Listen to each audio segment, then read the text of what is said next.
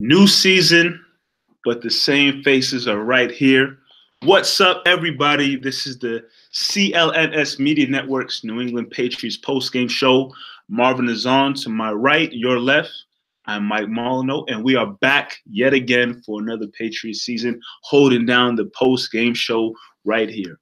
Week one of the preseason just wrapped up. Patriots get the comeback victory over the Redskins, 26-17 at Gillette Stadium. A lot to dissect from this game, but not too much. Again, it's just the week one of the preseason. Not many of the big name guys out there. Obviously, no Brady. I think Edelman was in there early. Yeah, he had a couple of runs. But, Mike, hold on. I need to stop you right there. Football's back, Mike. Football's back. We need that energy. Football is back. You know what we just suffered? We had to suffer through a lot. The loss of the Super Bowl, the long off season, the fights between the Brady and the Belichick and the in-house. But now we get to talk about football. I mean, it's back. Like Marv said, football is back, so we can jump right back into it. It's good to see. And I know everybody's gearing up for the season.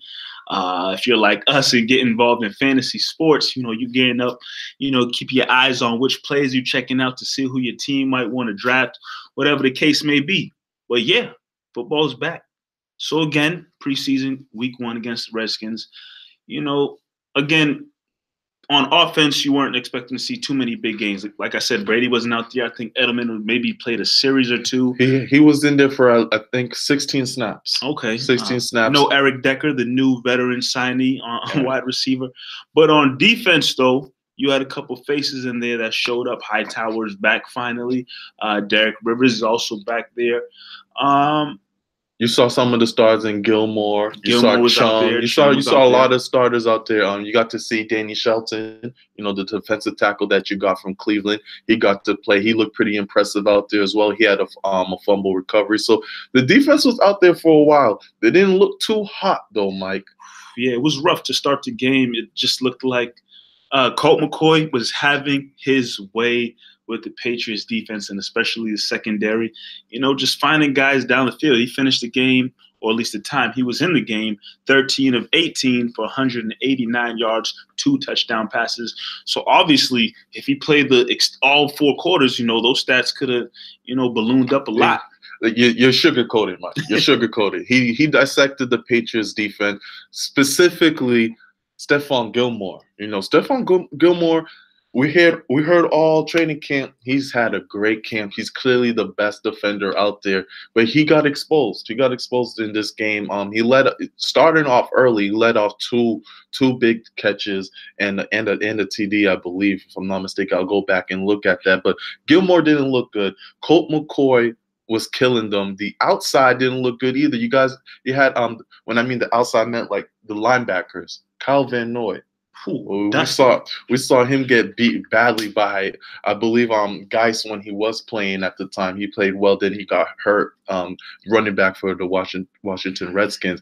But the linebackers looked a little slow out there. Hightower, like you said, was back. He looked pretty good, but Hightower, you expect that from Hightower. He looked very solid out there. But overall, first-team defense, it was a little disappointing out there, Mike. Yeah, but, some of this, can you kind of chalk it up to it just being, hey, first preseason game? Guys, obviously they've been in practice and on the practice field a lot, working. You get your first real game action in a while. Some of these guys, in a sense, even though if they might be veterans, kind of getting their feet wet, just getting back in the mix. You've been practicing, taking it real light. Obviously, you're not going full speed against your own guys in practice. And the Patriots didn't have any joint practices this time around in the offseason. So, it's the first action for a lot of them since, whenever the last time they played football. Some of them was Super Bowl, whatever the case may be.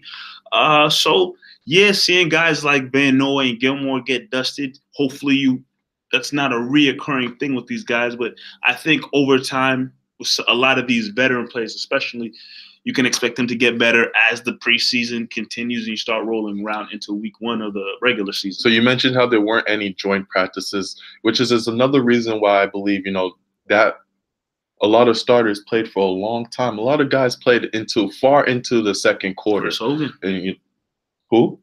Chris Hogan. Chris Hogan. I'm talking about the defense right now. I'm sorry. I'm just bringing up guys who's played longer than expected. But definitely in the defense, you know, a lot of guys played further into the second quarter just because there haven't been those joint practices, and you saw a lot of missed tackles out there, and a lot of sloppy tackles. And you got guys that weren't so good last year, didn't look so good today. Jordan Richards. Patriots don't know what to do with him. They don't know if they want to play him as a safety. They want to use him as a linebacker, as a corner. It just hasn't worked out for him. He had another disappointment in a game like this. And you look at guys like that, you wonder where they're going to fit in this team. But I like the pieces, some of the pieces that we've seen in the defensive end. And like we said, the first half wasn't good, Mike. You know, whether it's jitters, you know, not being able to play for a long time. It was not good, and Belichick let it be known. You guys are going to see a viral clip of, you know, Belichick talking to, I believe it was Steve Burton. Sure and was. Even Belichick had to chuckle at himself because he was just really stern and said, no, that was trash. That was horrible. And he put the offense out there with Hoyer back in there and, you know, set the tone. And the Patriots really start to pick things up in the second half of the game. Okay, now switching over to the now offense we could talk a little bit. Now we could talk a little Chris Hogan. Chris Hogan, you know, Brian Hoyer. Were you surprised to see Brian Hoyer play as much as he did? I mean, obviously the Patriots have another quarterback there in Etling, who they drafted. Do they expect him to be the next Jimmy Garoppolo, you know, waited in the wings to take over for Brady? Mike, I don't think so. Saying? I'm saying, I didn't say that like I said that. I said it came out your mouth. I said, are they maybe looking at him? Hell no. Probably not. But I guess that's pretty obvious to see when you have a game like today where, you know, Brian Hoyer played all 3 quarters. I think he played a little bit into the 4th, and then later on they finally let Etling get a couple reps in. Were you surprised? I'm just saying, were you surprised to see Hoyer play so much? I was surprised. I thought, you know, they were going to split. When you think of it, 2 backup quarterbacks, okay, something tells you they're going to split time. But it tells me a couple of things. One, Belichick was really not happy with the offense. Brian Hoyer was pretty bad. To start the game, Brian, I mean, he ended off the game 17 for 25, 147, 0 touchdowns, 0 interceptions. That's not bad. That looks okay. But those were not the stats in the first half. Brian Hoyer looked trash. And we're not expecting Brian Hoyer to be, you know, the next coming of Tom Brady or anything like that. But he did not look good. Now, I know Belichick really gave it to the offense. So he put them back out there to really get things going. And Brian Hoyer delivered. You know, he started looking at Lucien for a little bit, a guy who's been on the team for a couple years now that knows the system. 4 receptions, 71 yards. Cordell Patterson started to get in the game. Very shocked at how he performs. You know, he's a guy, another name that's been buzzing during training camp, seeing that he's been making spectacular plays. He's a guy, you don't know what his position is. Can he play running back? Can he play wide receiver? We know he's a great kick returner, but he's never had that solidified role on the offense. He goes out there, he makes 2 spectacular catches for 38 yards, and it's like, okay, he can be an X factor in this team. So the offense picked it up in the second half, but it was not great in the first half. And also, guys, before we forget, talk to us. You know, we're live on YouTube right now. Hit us up in the chat. Let us know what you are thinking. We can go back and forth. Gotti Jr., welcome back to the post-game show. He said Gilmore looked lost yet again. He sure did, Mike. But we're gonna get to Gilmore and everything again. But let's focus on the offense, like you were saying. What did you see out there? Well, one guy who I was very shocked and surprised that, you know, didn't perform more, or, you know, his name really wasn't called upon a lot, was Philip Dorsett. You know, I think he finished the game with only 2 targets, but 0 receptions. And, you know, everything that you've been hearing about, you know, training camp and guys standing out in terms of the receivers, Philip Dorsett's name has come up a lot in a game like tonight where you think he may be, by default, the number 2 guy if Chris Hogan's going to be on the field, which he was. Probably Dorsett was going to be the guy opposite of him, and Dorsett didn't do much of anything. I figured maybe they would try to utilize him, get him more comfortable as being a guy that the offense has to rely upon, especially when the season comes around. There's no Edelman. Dorsett's and probably the number 2 guy between him and maybe Eric Decker. No, chill out. You really don't like Eric Decker. Come on, man. Let's slow down. Let's slow down. I'm with you on the Dorsett, bro. Let's one thing at a time. Some respect on Decker's name, just a little bit. One thing at a time. Like, we'll get to Decker. One thing at a time. Yes, Dorsett, like I was basically saying, wasn't utilized a lot tonight, and I was just shocked to see that. Yeah, I mean, I think another thing was just how bad the offense was in the beginning. We saw him get targeted early in that game. You said, okay, Dorsett's really going to be a factor, and it was either overthrown in double coverage. It didn't look good when Brian Hoyer threw him the ball, and then he just disappeared for the rest of the game. We didn't really see much of him, like you mentioned, and Lucien became the guy. But another factor was the running back started to get some targets as well. And a running back that caught my eye, caught everyone else's eye, is Jeremy Hill. Sure did. This is a veteran running back. He's been in the league for a while now. You know he's good, but this is a clogged up backfield. You have Jeremy Hill. You have this rookie, undrafted rookie Webb. You have obviously the White and Burkhead, whose role are solidified on this team. You have Gillislee, who's also trying to fight for a roster spot. And then you have your first-round pick in Sony Michel. That's 6. And you also have Brandon Bolden. So that's 7 running backs on the squad right there. So it's very crowded. Anybody can get taken off other than Burkhead, White, and Michel. I think those 3 are solidified. One guy who I believe is going to end up being out of that picture, out of those 7 guys. I mean, obviously somebody has to go there. Webb probably will make his way to the practice squad. Bolden is more of a special teams guy, so they're not really looking at him in that area. But out of process elimination, I think Gillislee is going to be the one out. If you look at the Patriots running backs, they like the guys who can catch the ball out of the backfield and make moves, a la Burkhead and James White. Right. But they also want that power back guy in there as well. And that was Mike Gillislee's role for a little bit last season. Now you bring Jeremy Hill into the mix.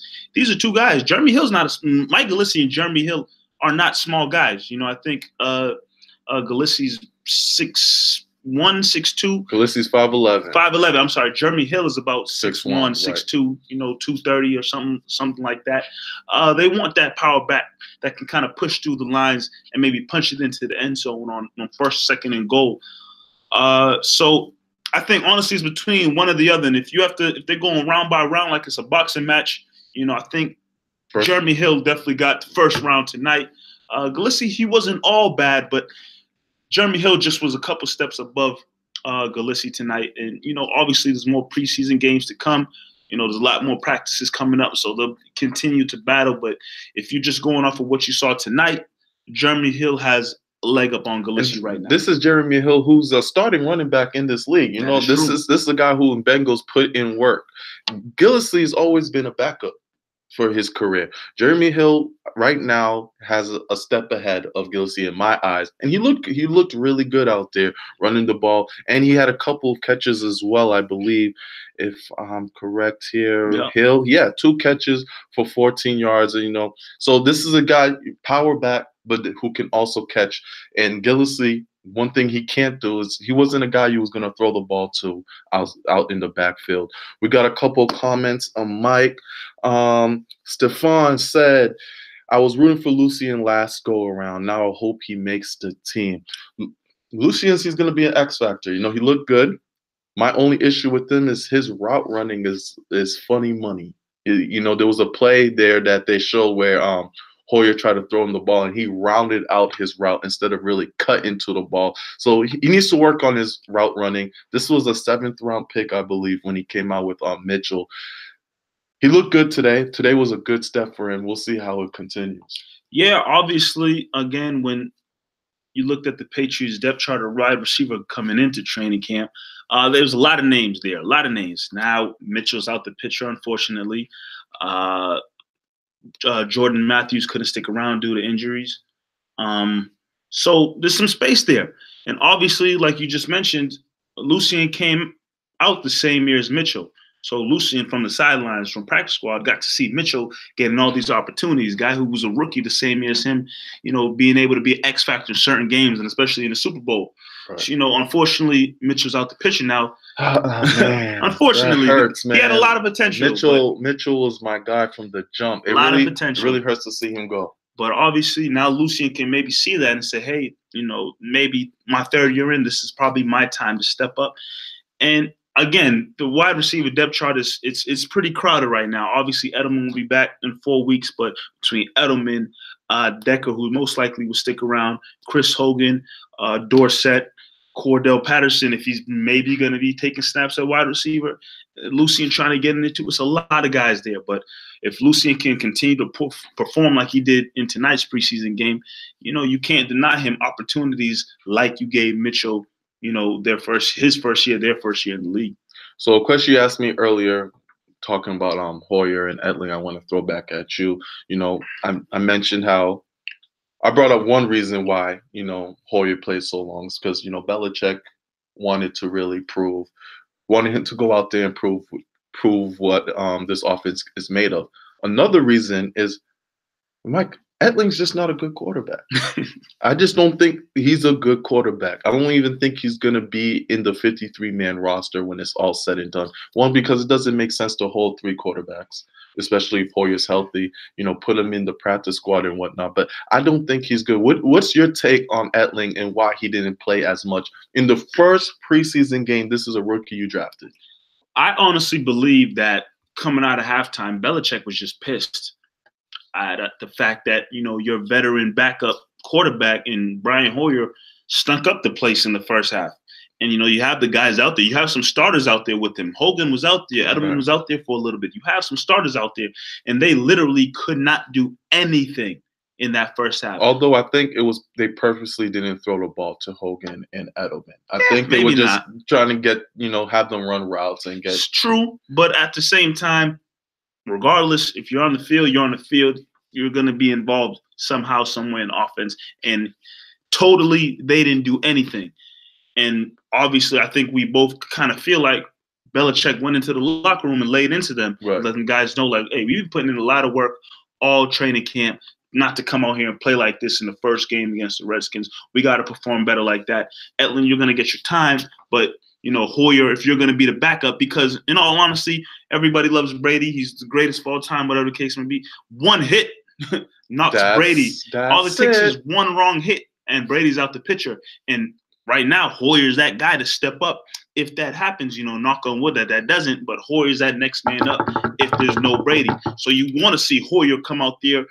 And, you know, obviously he's not Tom Brady, but kind of similar to Tom Brady. You got to click with your wide receivers no matter who they are, in a sense. So I think that's part of the reason why we didn't see Etling early on in the game like you would probably expect it to. But, you know, Etling finally got it in there. It was only 3 attempts. You know, he made one, got one completion. But I think as the preseason rolls around, obviously Brady probably – will not play at all in the preseason. He'll probably play game 3. Maybe game 3, a couple snaps, whatever the case may be. But Etling will get a lot more opportunities as the preseason continues to roll for sure. Another guy, you know, still sticking onto the offense, breaking down who we liked and who we didn't like. Let's talk about Hollister. You know, obviously, we're just naming guys that we read about during training camp who've had good camps. Hollister was another name that, you know, I heard this guy can really solidify his spot as a second tight end. We know Hollister is not a very physical, you know, tight end, but he's someone that you expect to go out there, you know, catch some balls. He didn't impress me today. He had two catches, 7 yards, but they were very lackluster. He got hit every time he got hit. He went down. I didn't see any moves. I didn't see any, you know, any explosion from Hollister that really made me excited as the second tight end.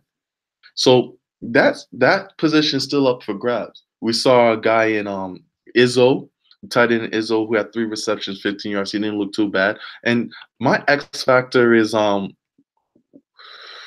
Will Ty. Sorry, blanked out for a second. Will Ty, this is another, he's a physical tight end. We saw him play with Eli Manning, the Giants, and he did some numbers. So I think now that he's healthy this year, can, you know, he can jump up and be that second tight end next to Gronkowski. Yeah, I think right now it's Hollister's to lose that position. He's been with the team for a while now, so he kind of knows, the playbook. Everybody sometimes talks about the playbook, so difficult to understand.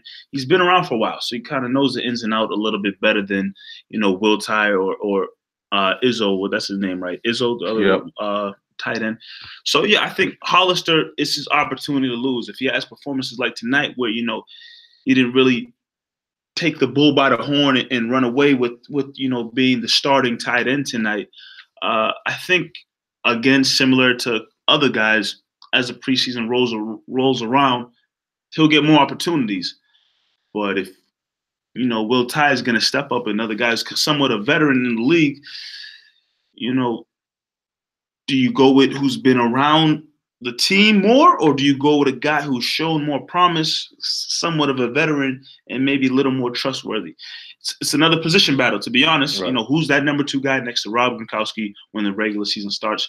Right now, again, it's between, I would say, Hollister and Will Ty to lock that up.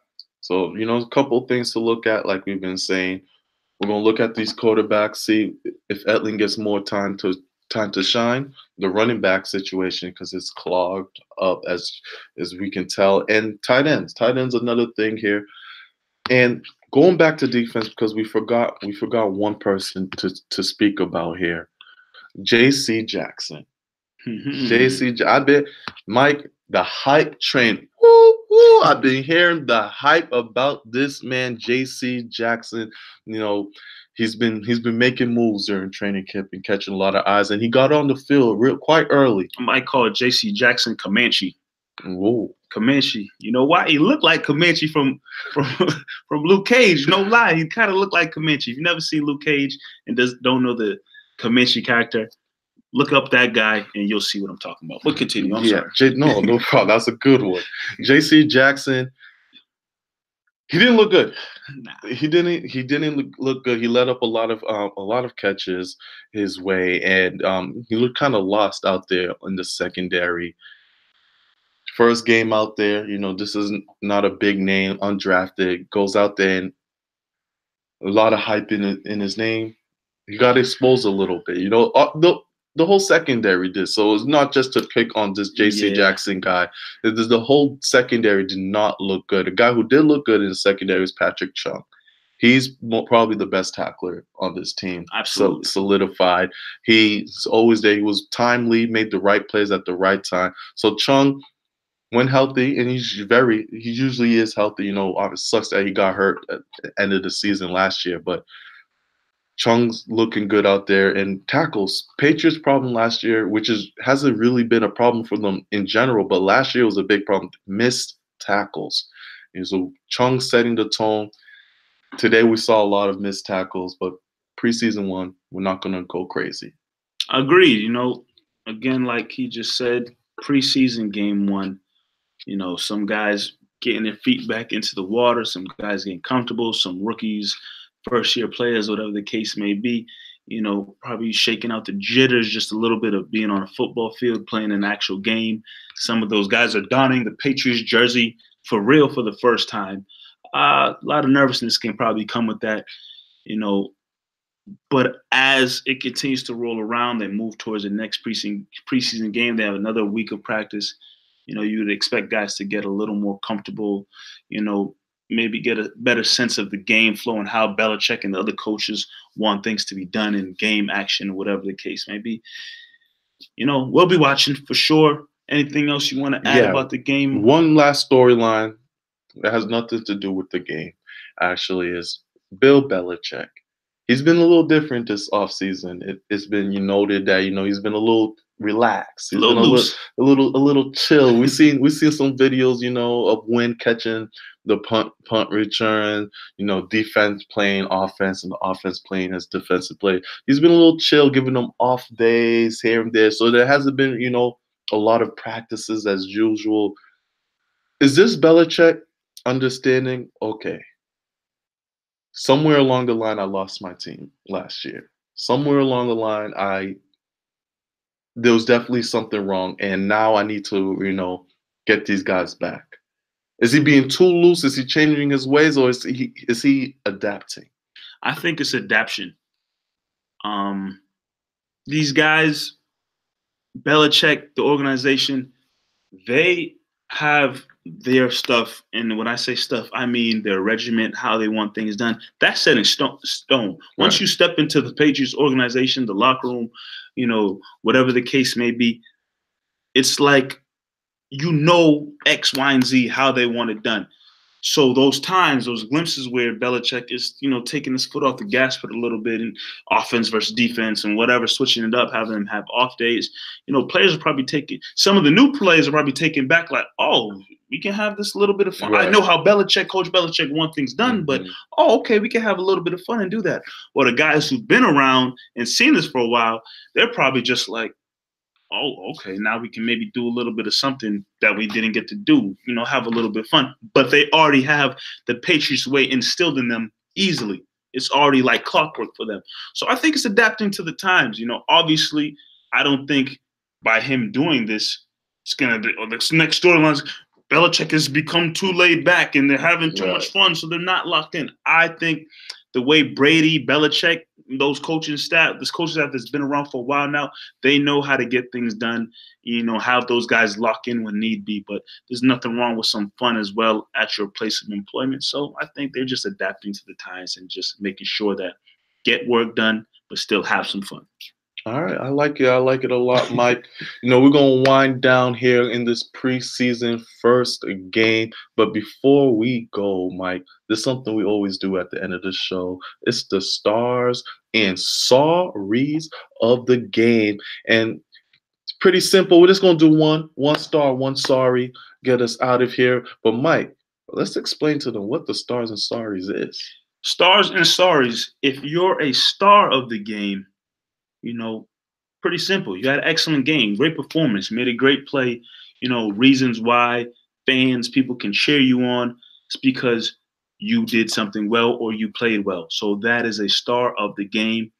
If you are a sorry or you don't want to be a sorry, you maybe had a bonehead play, something like a not top 10 of the week, along those lines.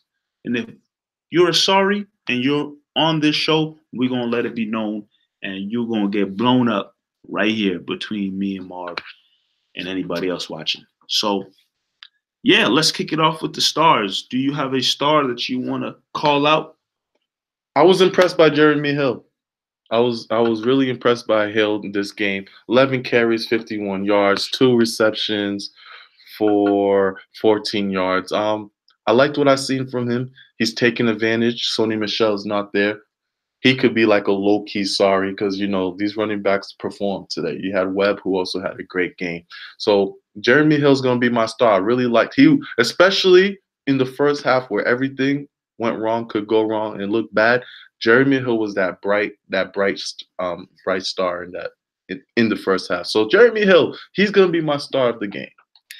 I'm going to go with our guy Webb, the other running back who played very well. There was a comment made that Webb kind of looks like Dion Lewis out there. Slow down. I won't be quick to jump to that comparison off of one preseason game against the Washington Redskins, but I will say this: 14 carries, 46 yards, 2 touchdowns. Solid game in preseason, just preseason, but we're going to give you that starter game for a preseason performance. Great job, Hill. Great job, Webb. But when there's the good, there's the bad. And like I said, when you're bad on this show, we tell you sorry. Man, this sorry could go a lot of places. Sure can. This sorry can go a lot of places. Where do you want to go with it, man, Marv? Where do you want to go? If I go with this, that means I hope you go with another one, Mike. Let me hear it. First preseason game, right? You come out, you go to New England, and you kick them right in the teeth. 17-3 half. You think you're feeling pretty good. And then your players just start dropping like flies. The thing about preseason, you see, is you don't want to lose players. As much as you want to, adapt, have everything going well, losing players is horrible. Unfortunately, the big name that I remember going down is Geis. He's going to have an MRI tomorrow in his knees. And then they lost an offensive lineman, and then they lost a defensive lineman as well. That sucks. to lose that many people in the preseason. And then, not only that, you come into the second half. You know how many points they scored? Donut? 0. Donut. Glazed donut. Went into the half with 17 points, left the game with 17 points. And led up, if my math is correct, 21 points by the Patriots. And it was, see, my math's not correct. 23 points by the Patriots in the second half. 23 points for the second half for the Patriots. The Patriots come back in fashion with Brian Hoyer, Lucien, and Webb and company, 26-17. Redskins, you should be ashamed of yourselves. I know it's just preseason, but we got to give a sorry to somebody. So to the Redskins, I'm going to give you a big fat O. Sorry. I'm going to keep it simple. You know, you took my sorry. You sure did. You sure did. But I'm going to keep it simple and say this. My daddy always told me best. Dumb team finds a way to lose. So Redskins, for blowing that lead and letting the Patriots just run away with it in the second half, just like we said, you get a big fat sorry. Double sorries. I mean, they don't happen often, but in preseason, when you can only give out one, that's bad. It's you know, Brian Hoyer, you were close. Hey, you turned it around after third quarter. You looking hella sorry, my guy. Yeesh. Looking hella sorry, but came out with the win, so we're not going to complain too much. Defense, too. That first team D. Yeah, man. We don't like to give it out to our own guys, but sometimes it's going to happen, you know. Preseason 1, Patriots got the dub, Mike. You can't be too upset about that. Absolutely. You know, like Marv just said, Patriots got the win 26-17 over the Washington Redskins. With that being said, in all honesty, we're just getting started. This is preseason for us, too. I don't mean tonight. I mean for the rest of the season rolling on. We're just getting started. You know, it's going to be a long 2018 season, and Marv and myself will be holding it down right here after every game. Make sure you're on the lookout. You know, see the tweets, the Facebook messages, Instagram posts, whatever social media platform. You sending out Facebook messages? Yeah, we send out some Facebook messages, you know, maybe go Facebook Live, IG Live, Twitter Live. Yeah, we out here, man. I don't horoscope too much, but maybe Marv, I don't know. We're going global. But like Marv said in the beginning of the show, get at us. We want to talk to you guys to hear what you have to say about a player, the game, the coach, whatever you feel is going on with the Patriots in this upcoming 2018 season. Talk to us. Let us know how you feel, and we want to interact with you. So be on the lookout all season long. Any final words? Patriots not only got the win, but like I mentioned earlier, no injuries. That's key. Absolutely. 1 out of 4 games. No injuries. We got to go into this season as healthy as possible. So let's keep it rolling on. This has been the Postgame Show powered by CLNS Media Network. For Marvin Ezhan, I'm Mike Molyneaux. We will see you guys next time.